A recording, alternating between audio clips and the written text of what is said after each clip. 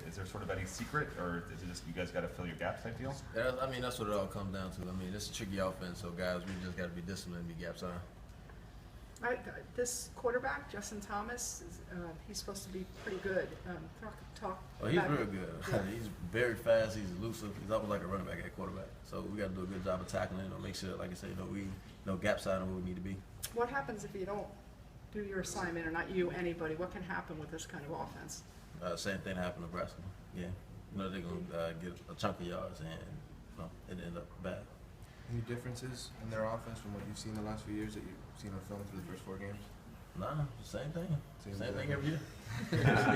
So there's no new wrinkles that they've got into it? Nah, no new tricks, no new plays, no nothing.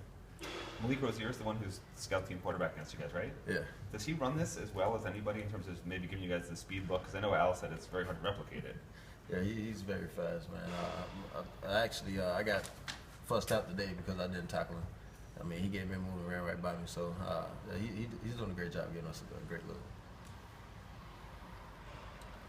So, Denzel, talk about the job maybe the guys in front of you, defensive line, are doing, because Coach has been talking to you for years about how guys are getting bigger, all that kind of stuff. How much credit do they deserve for the kind of week you guys had last week against them? Well, they deserve a lot of credit, man. They pretty much do their job. They hold up the linemen for the linebackers so we can make plays. Like you said last week. And I tell them every time I make a play, I just go over there and tell them to just keep it up. Kamalu in particular is starting to come on and making more plays, deflecting balls, tackles for loss, that kind of thing. Mm-hmm. I know you just got here last year, but what kind of growth have you seen from him? A lot of growth, physically and mentally. He knows the playbook, in and out now, and like I said, he's doing a great job and just holding up the lineman. So we can be back there running for making plays. How difficult is it to teach the new guys when they get in what this defense is all about, gap control, all that kind of stuff? When freshmen come in, when you first had to learn it, compared to what you ran in high school.